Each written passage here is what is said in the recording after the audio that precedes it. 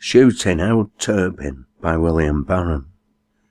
No doubt you've heard speak of Old Turpin, as used to live up at Pall Mall. He were quite an eccentric old feller, and lived in a house by hisself. And yet he were one of the best cobblers as ever knocked a nail in a shoe, and from morning to night he kept at it, for he always had plenty to do. Old Turpin had always been single, and he kept so to th' end of his life.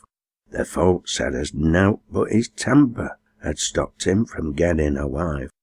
There were one as he'd tried to put up at, as used to live round about there, but who wouldn't have aught to do with him, through being so naggy and queer. Sometimes he were that crammed and peevish, as he'd even stop lads at their play, for if least noise were meant to disturb him, he'd come and he'd drive 'em away. And if they weren't off just that minute, he'd go in without more ado, and bring out a bucket of water, and drench 'em all greyly wet through. One night, it were 5th of November, all lads stood at corner on row, and there they were talking o'er summat as seemed to be suiting 'em all. "Come on, let's go down to Old Turpin's, for it's time as we get there," said one. "We'll larn him for being so peevish, and pay him for all that he's done." With that they all set off together, for they seemed to have fixed on some plan. One carried a window squirt with him, another red paint in a can. There were one had some gun caps and powder, while their ringleader carried a gun. And as they drew nearer to Turpin's, he said, "Now look out for some fun." As soon as they'd gen all ready, one went and give door a good kick, and up Turpin jumped from his goblin, for he never suspected their trick. He were out of that door in a second, as if he were off on a race, when bang, off went gun all at sudden, while one squirted paint in his face.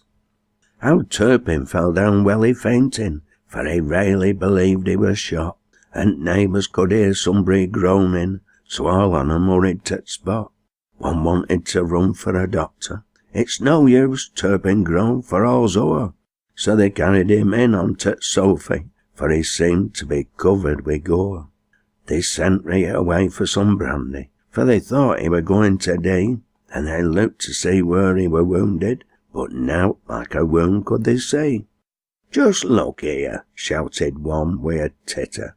"Well, as true as there's ever a saint, we've been taking a chap to be deeing just because he'd been splashed with red paint."